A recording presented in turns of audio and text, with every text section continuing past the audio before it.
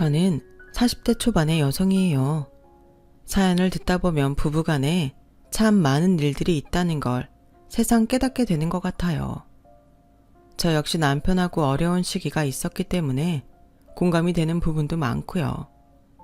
그래도 남편이 결국에는 저와 아이를 선택했기 때문에 지금 저희 가족이 평범하지만 화목한 생활을 이어가고 있는 것 같아요.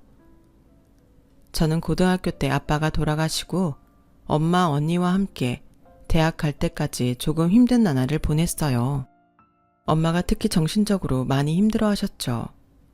꽤 괜찮은 회사에 다니는 아빠를 믿고서 친구와 함께 반찬 가게를 해보겠다고 나선 지 얼마 안 된 때였거든요. 엄마는 반찬 가게를 친구한테 다 넘기고서 한참을 자리에 누워 계셨어요.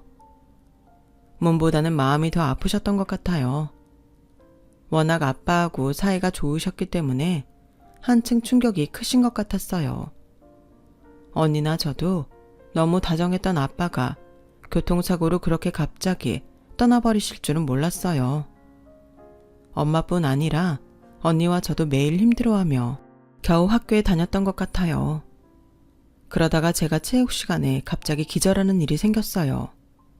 입맛이 없어서 밥도 잘 안 먹는 데다가 아빠 생각나면 울고 그렇게 지내니 빈혈이 왔던 것 같아요.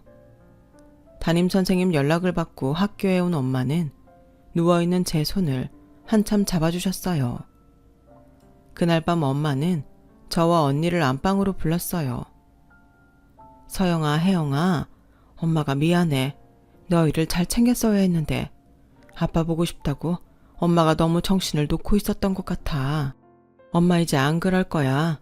너희 잘 먹이고 어떻게든 좋은 대학 보내서 좋은 사람 만나 결혼하게 할 거야.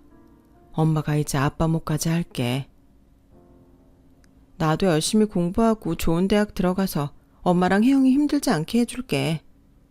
라며 엄마와 언니는 제가 기절한 게 두 사람 탓인 것처럼 미안해했어요. 내가 안 먹어서 그런 걸 왜 엄마랑 언니가 미안하다고 해. 나도 이제 밥 잘 먹고 언니처럼 공부도 잘할게. 그렇게 저희 가족은 먼저 가신 아빠가 하늘에서 슬퍼하지 않게 열심히 살기로 결심했어요. 엄마는 외삼촌이 하시는 닭갈비집에 나가기로 하셨고요. 저와 언니는 약속한 대로 공부를 열심히 했고 둘 다 나름 괜찮은 대학에 가게 됐죠. 언니가 전액 장학금을 받으며 고액 과외 알바도 해서 저희 집은 좀 편해졌어요. 저도 알바하고 취직 준비도 일찍부터 시작해서 나름 착실하게 살았고요. 언니와 제가 둘 다 취직을 하고 난 후부터는 엄마도 쉬는 날을 가지면서 저희와 함께 여행도 다니고 맛있는 것도 먹으러 다녔죠. 그러다가 언니가 해외 주재원과 결혼을 해서 동남아시아로 나가고 저와 엄마는 또다시 가족의 빈자리를 그리워하게 됐어요. 그래도 언제든 다시 볼 수 있다고 생각하니 마음이 힘들지는 않구나. 그럼 언니 4년 있으면 들어올 거고 그때는 언니만 있는 게 아니고 형부도 있잖아. 우리 가족이 늘어난 거지. 엄마는 아빠가 돌아가신 후부터 저희가 멀리 떨어지는 걸 조금 두려워하시는 것 같았는데 그래도 언니의 부재를 긍정적으로 받아들이려고 노력하셔서 다행이었어요. 언니는 엄마가 쓸쓸하지 않게 자주 연락도 하고 거기서 찍은 사진도 많이 보내줬어요. 엄마의 얼굴에서 외로움의 그늘이 벗어질 무렵 저는 소개팅으로 남편을 만나게 됐어요. 회사 동료가 소개해준 자리였는데 선한 첫인상의 남편은 누가 봐도 호감형이었어요. 처음 보는 사람인데도 어쩐지 익숙한 느낌이었고 어색하거나 불편한 점이 하나도 없었어요. 그건 남편도 마찬가지라고 했어요. 혜영 씨는 전부터 제가 알던 사람 같아요. 그래서 더 마음 놓고 주절주절 떨리게 되네요. 제가 너무 말이 많고 푼수 같죠? 안 그래요. 저를 편하게 대하시니까 저도 마음이 편해서 너무 좋은걸요. 그렇게 남편과 사귀게 된 다음부터 저는 어쩐지 이 사람과 결혼할 것 같다고 막연하게 생각했고 저의 그런 생각은 정말 현실이 돼서 결혼을 하게 됐어요. 그런데 알고 보니 시댁만의 특이한 집안 분위기가 있더라고요. 어느 집이나 가풍이란 게 있기 마련이지만 남편 집은 그런 거랑은 좀 다른 것 같았어요. 한마디로 말하자면 남편의 누나라는 사람이 집안의 왕노릇을 하고 있었어요. 특히 시부모님이 아주 대놓고 신우만 추켜 세우고 은근히 남편을 무시하더라고요. 부모님이 저러니 다른 친척들도 그러는 것 같았어요. 신혼여행을 다녀와서 처음 시댁에 갔을 때 시어머니가 이러더군요. 우리는 진수 지 앞가림도 못하는 줄 알았는데 어디서 이렇게 멀쩡한 색시를 얻었는지. 이게 다 우리 진영이가 잘하니까 그게 진수한테도 영향을 끼쳤나 보다. 너도 언니가 있으니까 잘 알 거 아니냐? 언니가 하는 거 너도 보고 배우면서 자랐잖아. 우리 진영이가 피부과 의사야. 피부과 의사. 땡땡대 출신이라고. 첫째가 잘하면 이렇게 집안이 잘 굴러가게 돼 있어. 나는 우리 진영이 보면 아무것도 안 먹어도 아주 든든해. 정말 민망할 정도로 신우이 칭찬을 하는데 남편은 묵묵히 듣기만 하더라고요. 워낙에 이런 말을 많이 들어서 아예 그러려니 한다고 나중에 저한테 그러더라고요. 그리고 진영이 신랑 우리 사위는 사업한다? 니네 시아버지도 사업하잖니? 그래서인지 둘이 아주 축이 잘 맞아. 그러고 보니 신우이와 신우이 남편은 시아버지와 따라 앉아서 계속 뭔가 이야기를 하고 있었어요. 시어머니가 정말 사위가 마음에 드나 보다. 저는 그렇게 가볍게 생각하고 넘어갔어요. 하지만 한 가지 제가 좀 섭섭하게 생각했던 건 결혼 전에 남편이 신혼집을 구할 때 시댁에서 돈이 없다고 하나도 보태주지 않은 걸 알고 있었거든요. 그런데 결혼해서 보니 시아버지도 신혼에도 오히려 저희보다 훨씬 잘 살고 있었고 사업도 잘 된다는 말을 들으니 기분이 좀 찜찜하더라고요. 사업이 잘 돼도 여윳돈이 없을 수 있고 자식이 너무 손 벌리면서 살면 버릇이 될까봐 그럴 수도 있지 라고 좋게 생각하기로 했어요.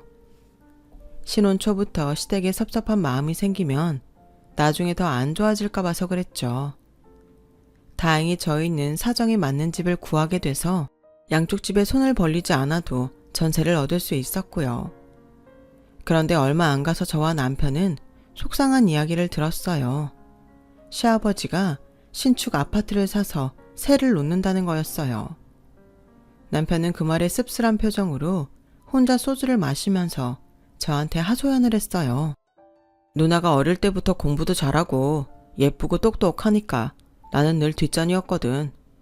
부모님도 돈이 없다고 하면서 누나가 원하는 건 다 해주셨고 나는 무조건 안 된다고 했어. 솔직히 당신 섭섭할까봐 말 안 했는데 누나 결혼할 때 누나네 살 집 부모님이 다 해주셨거든.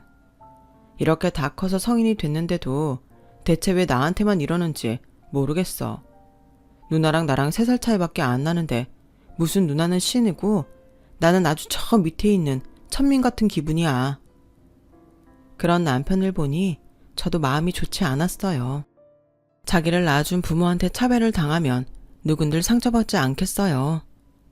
저는 눈물을 글썽이는 남편을 위로했어요.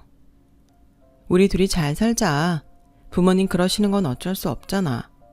솔직히 말해서 우리도 돈 버는 성인인데 부모님한테 달라고 하는 것도 좀 그래. 그냥 우리 잘 사는 부모 없는 셈 치고 조금 힘들어도 밑바닥부터 시작한다고 생각하고 살자고. 정말 미안해. 잘 사는 부모가 있는데도 나는 없다고 생각해야 되고 누나는 받고 싶은 대로 받는다고 생각하면 너무 마음이 답답해져. 나도 누나네만큼은 아니어도 더 좋은 집에서 시작하고 싶었는데 여기가 어때서 이런 집도 못 구하는 사람들이 얼마나 많은데. 그리고 우리 여기가 끝이 아니잖아. 앞으로 우리가 하는 만큼 더 올라갈 수 있어. 나는 그럴 자신 있어. 정말 고마워. 나라도 당신 힘들지 않게 잘해주면서 살게. 남편은 훨씬 편해진 얼굴을 하고서 저한테 계속 고맙다고 했어요. 저희끼리 마음을 다잡고 잘 살기로 하고 6개월이 지났을 때였어요. 시아버지는 신우이한테 고급 외제 승용차를 선물하는 거였어요. 결혼하고서 6개월간 시부모님은 제 생일에도 돈이 없다며 전화로만 결혼하고 첫 생일 축하한다고 립서비스만 했고 자꾸만 시아버지 사업이 어렵다고 우는 소리만 했거든요. 차라리 어렵다, 돈이 없다 그런 말이라도 안 하면 모르겠는데 저희한테는 10원 한 장도 쓸 게 없다면서 신우이한테는 고급 외제 승용차를 사주니 좀 짜증이 나더라고요. 이럴 때마다 기운이 빠져. 누나 유난히 이뻐하는 건 알겠는데 이제는 티 그만 낼 때도 되지 않았나? 누나네 버는 돈이면 그런 차 몇 대도 사고 남을 텐데. 남편은 착잡한 표정으로 그렇게 말했지만 저는 시부모님 돈 쓰는 걸 제가 뭐라고 하는 건 아닌 것 같아서 그냥 아무 말 안 하고 지나가기로 했어요. 자기들 돈 자기들 마음대로 쓴다는데 며느리인 제가 뭐라고 하겠어요. 그런데 정말 얄미운 건 신우이가 하는 행동이었어요. 아무리 딸이라서 친정이 편하다고는 하지만 명절에도 늦은 시간에 와서 차려놓은 것만 얻어먹고 설거지 하나 안 하고 저 혼자 그 많은 일을 다 하는데 빈말이라도 고생한다는 말 한마디를 안 하고 정말 놀고 먹다가만 가더라고요. 친정이니까 그럴 수 있겠죠. 며느리인 제가 있으니 더 맡기는 마음일 수도 있고요. 그런데 한두 번도 아니고 항상 이런 식이었고 자기네한테 그렇게 벌벌 떨며 자라는 시부모님 생일 때에도 자기 돈 한 번을 쓰지 않더라고요. 한 번은 명절에 오더니 음식하느라 바쁜 저를 보더니 이러더라고요. 올케는 진짜 일 하나는 잘한다. 어쩜 그렇게 음식을 빨리 해? 내가 할 일이 없잖아. 그게 아니고 형님이 늦게 오신 거예요. 일찍 오시면 할 일 많아요. 저처럼 아침 9시부터 와보세요. 이거 다 그때부터 한 거예요. 아버님 어머님 식사 다 챙겨 드리면서요. 어머, 지금 혼자 다 했다고 은근히 유세 부리는 거야? 올케가 그런데도 다 있고 생각보다 좀 귀엽다. 뭐 음식이라는 걸 누가 하는 게 중요해? 이렇게 다 했으면 됐지. 다 해놓은 걸 귀신이 하겠어요. 사람이 하는데 누가 하는 게 왜 안 중요해요? 올케, 새색시 때랑 완전 다르다. 결혼하고 지금 2년인가? 이제는 하고 싶은 말 다 하는구나. 은근 속 좁다. 저는 더 이상 말해봤자 이 집에서 제 편 들어줄 사람도 없고 남편 입장만 난처해질 것 같아서 그만뒀어요. 친정이라고 해도 너무 아무것도 안 하는 시누이가 얄미웠는데 알고 보니 자기네 시댁도 늦은 시간에 가서 밥만 얻어먹고 아무것도 안 하고 온다고 하더라고요. 너무 부모님이 예뻐만 하고 오냐오냐 하니까 사람이 저것밖에 안 되는구나 하고 생각하기로 했죠. 하지만 아무리 좋게 생각하려 해도 얄미울 때가 한두 번이 아니었어요. 어쩌다 마지못해 설거지를 한다며 부엌에 들어와서도 계속 과일만 먹고 치우는 둥 마는 둥 하거든요. 형님, 과일 좀 그만 드세요. 제사상에 놓을 것도 없겠어요. 나 원래 사과 배 좋아하는데 엄마한테 못 들었어? 좀 많이 사놓지. 몇 개를 샀길래 내가 좀 먹는다고 우는 소리야. 형님이 과일 좀 사오지 그러셨어요. 아니, 자기 손이 작은 걸 왜 내 탓을 해? 올케 정말 속 좁다. 시댁에 이러는 거 올케 부모 욕먹이는 거야. 형님도 이 집 며느리 보는 앞에서 제사 올리기 전에 과일 다 깎아먹고 손 하나 까딱 안 하는 거 어머님 아버님 욕먹이는 거예요. 제가 보기에는 그래요. 뭐야? 올케 지금 그거 말이라고 하는 거야? 내가 내 집에 와서 이러는 게 뭐가 문제되는데? 어차피 이거 다 우리 입으로 들어갈 건데 내가 좀 일찍 먹는다고 뭐가 큰일 난다고 난리야. 시누이가 시끄럽게 굴자 결국 시어머니가 왔어요. 이게 다 무슨 일이냐? 왜 그래 오늘 같은 날에? 그러자 시누이는 자기 억울하다며 좀 전의 일을 자기한테 유리하게 과장해서 말하더라고요. 너무 어이없어서 할 말을 잃고 있는데 시어머니가 그러더군요. 야, 넌 위아래도 없니? 진영이가 너보다 윗사람이야. 얘는 의사야, 의사. 어디서 함부로 눈치를 줘? 조상님도 예쁘다고 쓰다듬고 갈 우리 딸한테 뭐 하는 짓이냐? 그래서 조상님 드릴 과일 안 남기고 형님이 다 드셨나 봐요. 한두 개 먹는 것도 아니고 그 많은 과일을 계속 깎아 먹는데 아무리 의사 선생님이라고 해도 제가 말이 안 나오겠어요? 그제야 시어머니는 제사상에 놓을 과일이 없는 걸 보고 놀랐고 시누이도 당황해서 냉장고까지 열어보며 과일을 찾더라고요. 하지만 벌써 자기 입으로 다 들어간 과일이 있을 리가 없죠. 저는 다른 일 해야 되니까 마트나 과일 가게 문 닫기 전에 얼른 가서 사 오시든가요. 시어머니는 그제야 자기 지갑에서 돈을 꺼내 신우이한테 쥐어주며 얼른 나가서 과일 사오고 자기랑 안방에서 쉬자고 하더군요. 과일 다 먹고 나가서 사오는 게 뭐 큰일이라고 쉰다는 건지 하나부터 10까지 다 화가 났지만 그래도 집안 어른 모시는 날이니 저는 좋은 일 한다는 생각으로 참을 인자만 그렸죠. 그렇게 2년 정도 시간이 지나고 저희 집에도 새 생명이 찾아왔어요. 저는 예쁜 딸을 낳았고 양쪽 집안의 축하도 받았어요.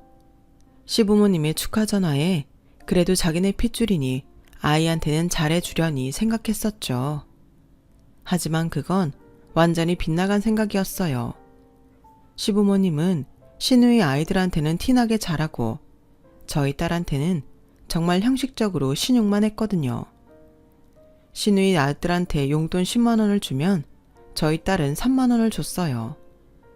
우리 아이는 아직 어리니 돈은 그럴 수 있다 쳐요. 어린애 물건을 전부 명품으로 도배를 해서 보내는 건 시누이 아들 거였고 우리 딸한테는 마지 못해서 마트에서 인형 하나 사서 보내는 게 다였으니까요. 명품을 받고 싶어서 그러는 게 아니라 너무 대놓고 차별을 하는 게 너무 속상하고 시부모님한테 자꾸 억하심정이 생겼어요.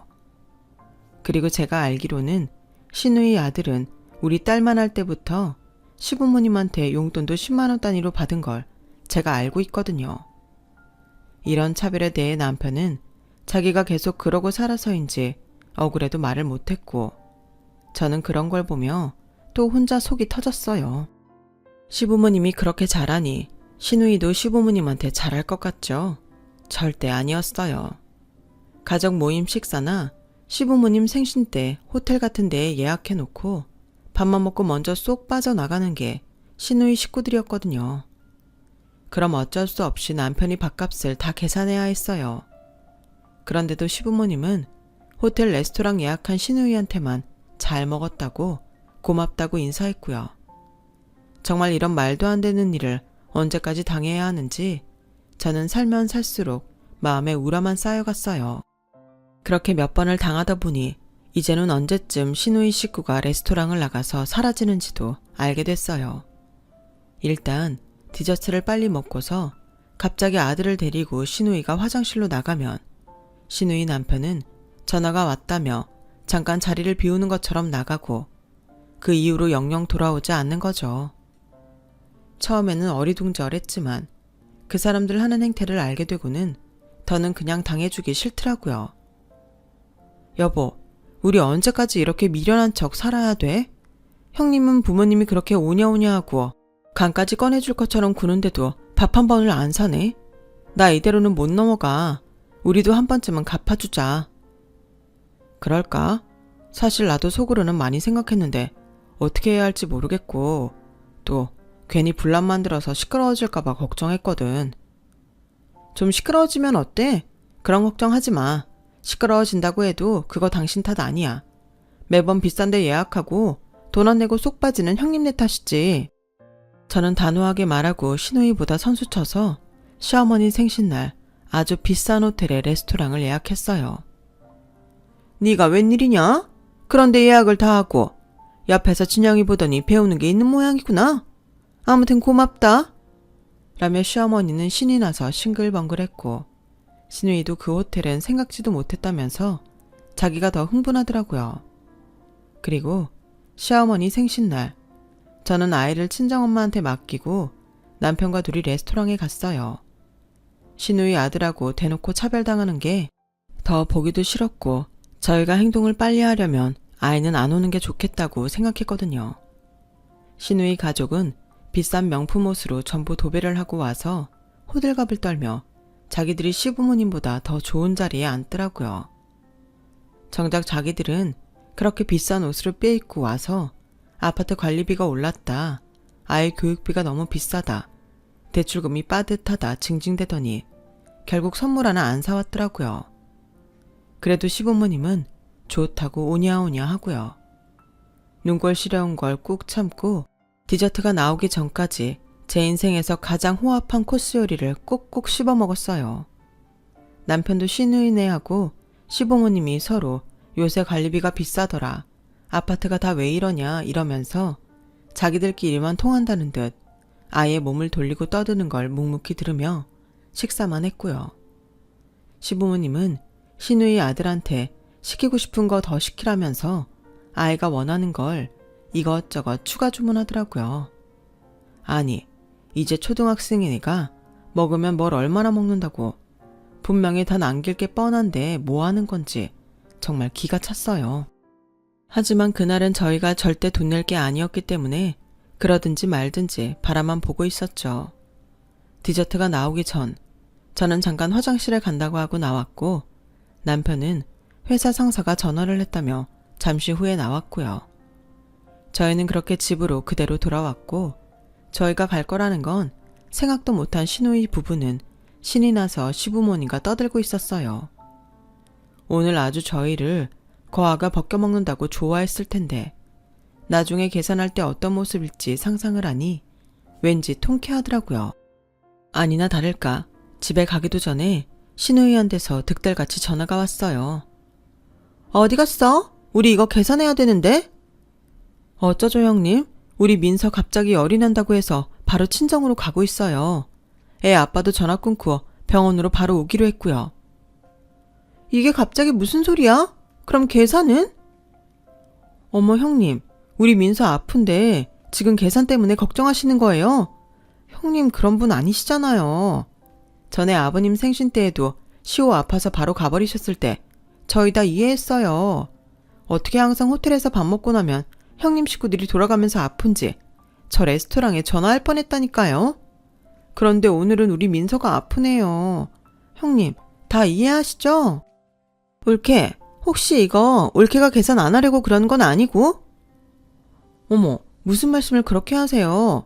저희가 그랬으면 형님 내가 맨날 먼저 말없이 가버렸을 때 말했겠죠. 아무튼 저는 민서가 아파서 이제 병원에 가야 하니까 형님 계산 잘 부탁드려요. 어머님 아버님한테도 말씀 잘해주세요. 그렇게 전화를 끊는데 시누이가 이거 밥값 어떡하냐며 울상이 목소리가 들리는데 웃음이 나오는 걸 꾹 참았어요. 정말이지 자기가 한 게 있으니까 더는 뭐라고도 말 못하고 계산을 안 할 수도 없고 미칠 지경이겠죠. 남들을 얼마나 우습게 봤으면 자기네 잔머리 굴리는 걸 모른다고 생각할지 정말 기가 막히더군요. 그 이후로 시누이는 그런 밥값을 n분의 1로 계산해서 내자고 몇 번이나 문자를 보냈지만 저는 못 본 척 했어요. 아니, 아이가 아파서 갔다고 하면 아이는 좀 어떠냐고 물어보는 게 정상 아닌가요? 저한테 이러는 법이 어딨냐며 돈 달라는 시누이 모습에 저는 정말 학을 뗐고 절대 돈도 보내주지 않았어요. 그런데 얼마 안 가서 엄마가 울면서 전화를 하셨더라고요. 외삼촌이 말기 암이라는 거였어요. 그 말에 저도 가슴이 철렁 내려앉았어요. 외삼촌은 우리 집이 어려울 때 엄마를 외삼촌 식당에서 일할 수 있도록 해주셨고 그거 외에도 저희 용돈의 학비도 따로 챙겨주셨어요. 엄마를 식당에서 일하게 한 것도 엄마가 공짜 돈은 절대 받을 수 없다고 해서 형식적으로 채용한 거라는 걸 저와 언니는 뒤늦게 알았고요. 마침 해외에 있다가 얼마 전 들어온 언니도 삼촌 어떡하냐며 걱정하는 문자를 보냈어요. 저와 언니는 같이 외삼촌 병문안을 갔고 돌아가면서 간호를 하기로 했어요. 외삼촌은 결혼을 안 하셔서 평생 혼자 사셨거든요. 그러니 아플 때 옆에 돌봐줄 사람들이 아무도 없었고 저와 언니는 도우미 아주머니를 고용하지 말고 은혜를 갚는다고 생각하고 우리가 간호를 하자고 했죠. 외삼촌은 그런 저와 언니한테 늘 고맙다고 하셨어요. 외삼촌이 우리한테 얼마나 잘했는데 그런 말을 해. 우리한테 그렇게 고마우면 얼른 일어날 생각해. 그게 우리 돕는 거야. 라고 언니가 장난스럽게 말했지만 외삼촌의 병은 이미 많이 진행된 상태여서 병원에서도 진통제 투여 말고는 더는 할 수 있는 게 없다고 했어요. 평생 열심히 성실하게 산 사람이 왜 이렇게 마지막을 힘들게 보내야 하는지 살짝 하늘이 원망스럽기도 했네요. 엄마도 아빠를 보내시고 난 후에 외삼촌을 많이 의지하며 사셔서 외삼촌 돌아가시면 자기는 어떻게 사냐며 힘들어하셨어요. 저희는 매일 기적이 일어나길 기도하며 외삼촌을 돌봐드렸지만 결국 외삼촌은 눈을 감고 마셨죠. 외삼촌이 가고 나서 한동안 저는 딸아이와 친정에서 지냈어요. 엄마가 너무 힘들어하셔서 어떻게 될까봐 걱정이 됐거든요. 엄마는 아빠를 보낼 때처럼 자리에 눕진 않으셨지만 멍하게 찬 방만 바라보고 계시는 날이 많아졌어요. 그러던 어느 날 엄마는 저와 언니를 다 불렀어요. 나 오빠가 생전에 자기 가게 그만두면 같이 내려가서 살자며 우리 고향에 마련한 집이 있거든. 오빠가 그걸 나한테 물려주고 갔네. 엄마, 거기 내려가서 살고 싶어. 그리고 너네한테도 재산을 물려주셨어. 오빠가 결혼을 안 해서 너희들 자식만큼 끔찍이 생각했잖아. 외삼촌 가게하고 아파트하고 다른 부동산 전부 다 해서 우리 셋한테 똑같이 나눠주고 떠나셨다. 그거 너네한테 내일 다 들어갈 거야. 나는 이 아파트 팔고 오빠랑 살려고 했던 집으로 갈래. 엄마, 혼자 거기 가서 살면 너무 적적하지 않겠어? 혹시라도 병원 갈 일 생기면 힘들 테고. 그냥 여기서 우리랑 살고 시골집은 나중에 가자. 아니면 여름하고 겨울에 잠깐씩 쉬러 가고. 엄마, 언니 말대로 해. 엄마만 거기 가서 혼자 있으면 우리 걱정돼서 아무것도 못해. 엄마 괜찮아. 거기 이장님하고도 잘 아는 사이고 병원도 택시 타고 10분 나가면 좋은 데 있어. 엄마 여기서 답답하고 니네들 아빠 생각나고 외삼촌 생각나서 싫어. 여기도 엄마한테는 외로워. 니네가 애들하고 가끔 놀러와. 어쩔 수 없이 저희는 엄마 말씀을 따르기로 했어요. 집에 돌아와 남편한테 이야기를 하니 남편은 바로 엄마를 찾아가서 자기가 사위 노릇도 제대로 못하고 저까지 고생시킨다며 앞으로는 잘하겠다고 죄송하다고 하더라고요. 그리고 다음날 저는 통장을 보고 너무 깜짝 놀랐어요. 저한테 25억이라는 큰 돈이 들어와 있었어요. 언니도 그랬고 엄마도 그랬죠. 외삼촌이 알부자라는 건 알고 있었지만 이렇게까지 큰 돈을 남기고 떠나실 줄은 정말 몰랐어요. 그 즈음에 남편은 시부모님과 전에 없이 갈등을 겪고 있었어요. 지나치게 시누이만 떠받드는 시부모님한테 질린 남편이 드디어 터진 것 같더라고요. 앞으로 제사 때 저만 일 시키고 식사 때 계산도 우리만 할 거면 안 갈 거라고 당당히 말했다는데 어디서 그런 배짱이 생겼는지 모르겠어요. 그런데 며칠 있다가 시어머니가 저희 집에 와서 남편한테 이러더라고요. 진수 네가 친영이처럼 의대를 가서 우리를 기쁘게 해줬니? 아니면 머리가 좋아서 사위만큼 사업을 할 줄 아니? 아빠도 못 믿어오니까 너한테는 사업 물려준다는 말 못해. 그러면 니들이 우리한테 하는 게 뭐냐? 집안일이라도 해야지. 와서 설거지하고 음식 좀 한다고 그렇게 억울해? 니들은 사업을 안 해봐서 모르나 본데 사업하는 사람들 항상 빠듯하다. 니네 아버지도 그렇고 진영이네도 그렇고 늘 쪼들려 살다가 생일 때나 밥 좀 잘 먹겠다는데 그게 그렇게 곶감냐? 그러니까 그 밥 이제 알아서들 드시라고요. 저희는 그런 밥 먹고 싶지도 않았고요. 집 얻을 때 대출 받은 거 갚으려면 아직도 멀었어요. 대출 그까짓 거 얼마나 된다고 우는 소리니? 니들이 우리랑 같다고 생각하면 안 되지. 아, 네 어머님. 그 얼마 안 되는 거요. 제가 갚아버리려고요. 저는 옆에서 듣다가 더는 못 참고 확 질러버렸어요. 제 말에 남편과 시어머니가 놀라서 쳐다봤어요. 저 외삼촌 돌아가시면서 유산 받은 거 있거든요. 그걸로 그깟 대출 갚아버리고요. 우리끼리 좀 편하게 살려고요. 그러니까 어머니도 이 사람 그만 잡으시고 돌아가세요. 홧김에 지른 말이었지만 시어머니가 눈이 동그래져서 그대로 집에 돌아가는 걸 보며 속으로 통쾌했어요. 그런데 다음 날부터 정말 희한한 일이 벌어졌어요. 갑자기 시누이가 콧소리를 내면서 전화해서 자기 병원 끝나고 같이 밥을 먹으러 가자고 하지를 않나. 시어머니는 한 번도 해준 적 없는 우리 딸 명품 옷을 사오지 않나. 이게 다 무슨 일인가 싶더라고요. 어머니, 이게 뭐예요? 민서 얼마나 빨리 크는데 이런 비싼 옷을 사주세요. 몇 번 입지도 못할 텐데요. 할머니 있어서 좋다는 게 뭐냐? 몇 번 입지 못해도 이런 거 사주는 게 할머니지. 안 그래? 아니, 어머니 원래 이런 분 아니셨잖아요. 시호한테는 많이 하시는 거 봤는데 언제 우리 민서를 그렇게 생각하셨다고 이러세요. 저 부담스러워요. 이러지 마세요. 그동안 섭섭했니? 나는 민서가 좀 더 크면 해주려고 했지. 다른 마음 하나도 없다. 그러니 이제라도 마음 풀어라. 신우이도 갑자기 저한테 명품 가방을 선물하면서 이러더라고요. 내가 진작부터 이거 하나 사주고 싶었는데 생각만 하다가 이제야 하게 됐네. 이런 거 하나쯤 있어야 어디 나갈 때 모양 빠지지 않고 좋잖아? 전 그런 모양 생각하지도 않아요.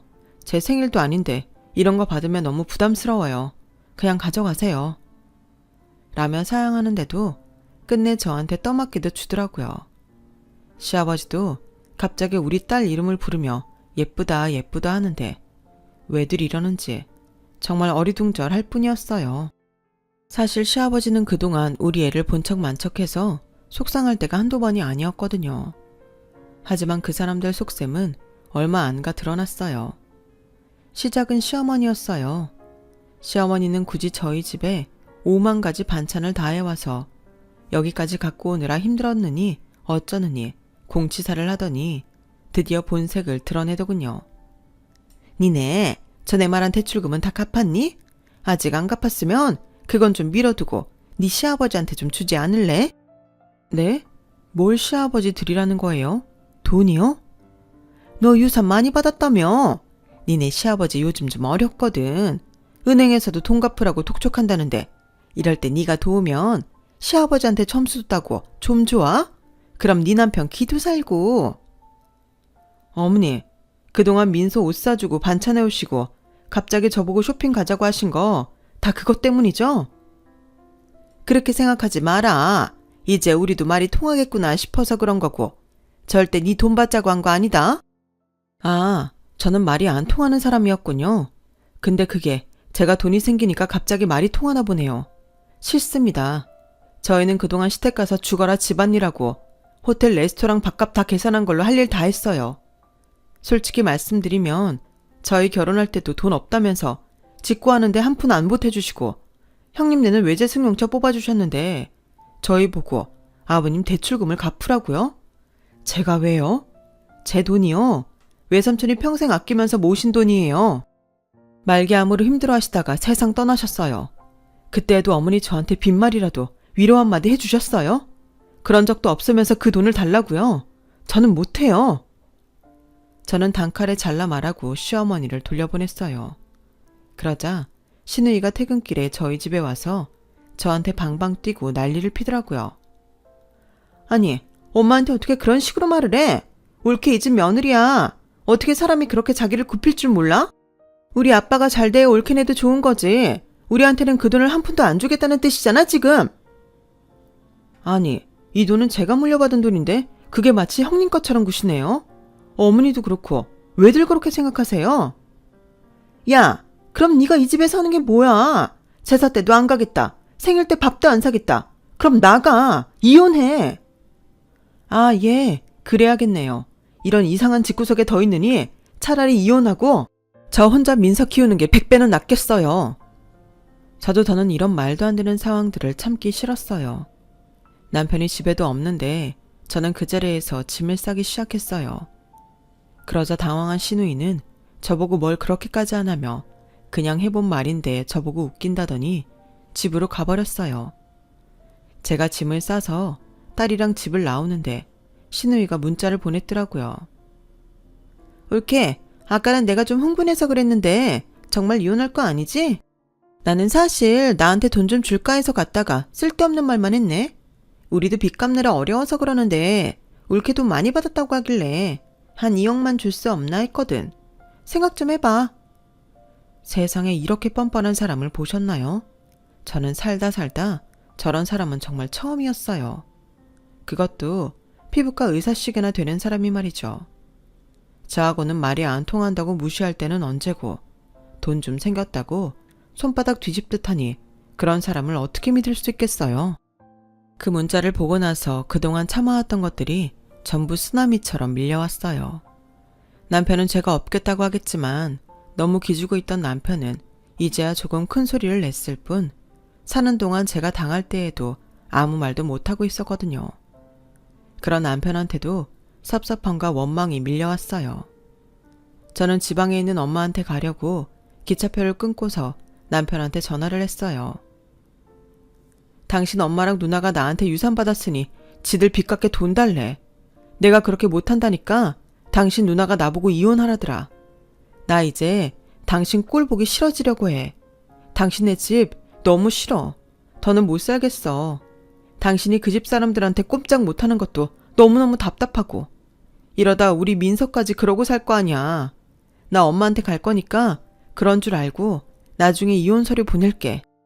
아니 이게 무슨 소리야. 아니야 혜영아. 내가 미안해. 나도 이제 그렇게 안 살려고 마음 단단히 먹고 있어. 저는 제발 다시 생각하려는 남편의 전화를 끊고 딸과 함께 기차를 타고 엄마한테 갔어요.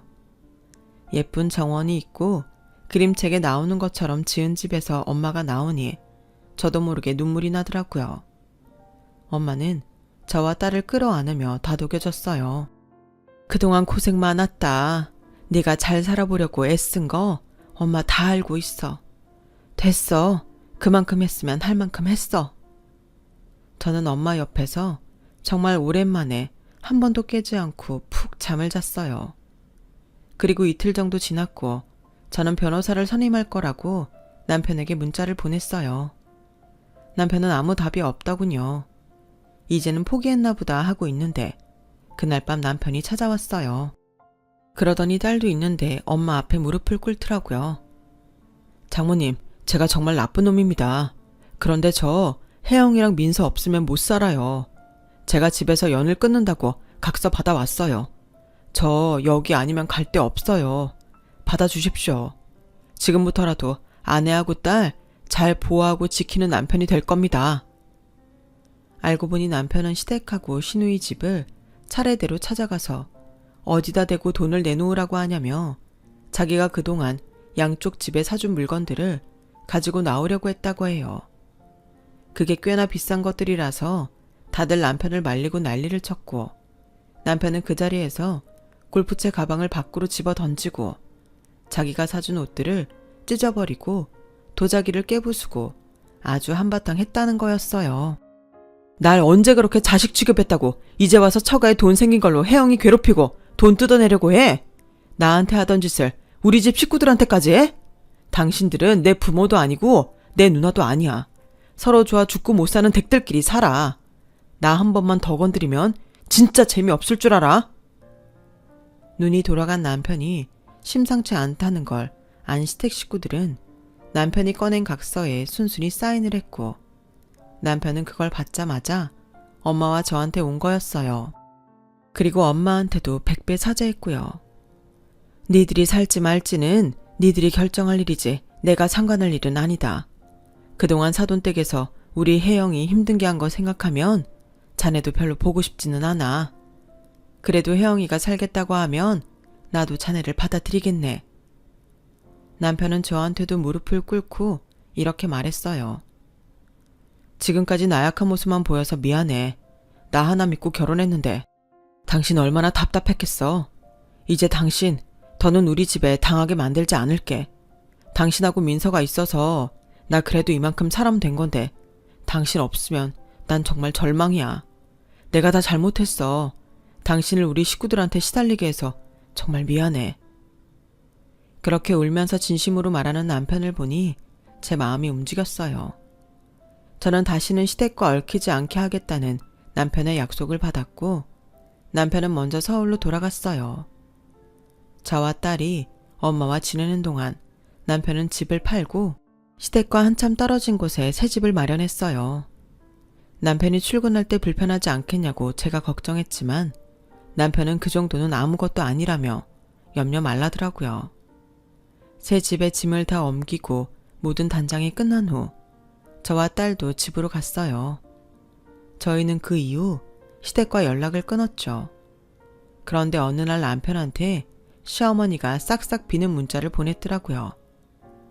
진수야, 네 아빠 큰일 났다. 정말 망할지도 몰라. 네 누나도 병원 확장했는데 환자가 없어서 빚만 쌓여가고 우리 가족 뭘 어떻게 해야 될지 모르겠구나. 연락 좀 해줘. 우리가 정말 많이 잘못했어. 아빠도 누나도 많이 반성하고 있어.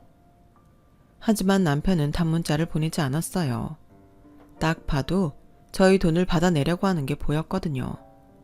그런데 정말 급했는지 그 꼼짝도 안 하는 고고한 시아버지가 남편한테 몇 번이나 전화를 하더군요. 진수야, 아빠가 섭섭하게 한 거 다 있고 우리 좀 봐줘라. 정말 이러다가 이 집 비우게 생겼어. 그럼 집 비우세요. 제가 그렇게 살라고 한 거 아니잖아요. 저는 아버지 빚을 갚아드릴 여력이 없고요. 집사람 돈은 제 돈이 아니라 손 못 대요. 그동안 집사람한테 한 거 생각하면 어떻게 돈 달라는 말을 하세요. 저한테 전화하지 마세요. 그걸 끝으로 시댁에서는 더 이상 전화가 오지 않았어요. 시부모님은 정말 살고 있던 그 호합한 빌라, 아파트를 팔았고 시누이 병원도 작은 상가로 옮겼다고 해요. 더 웃긴 건 시누이 남편의 집안 망했다며 이혼하자고 했다더군요. 그렇게 저희와 시댁은 인연 없이 지금까지 살고 있어요. 저희 가족은 친정엄마 만나러 가면서 단란하게 살고 있답니다.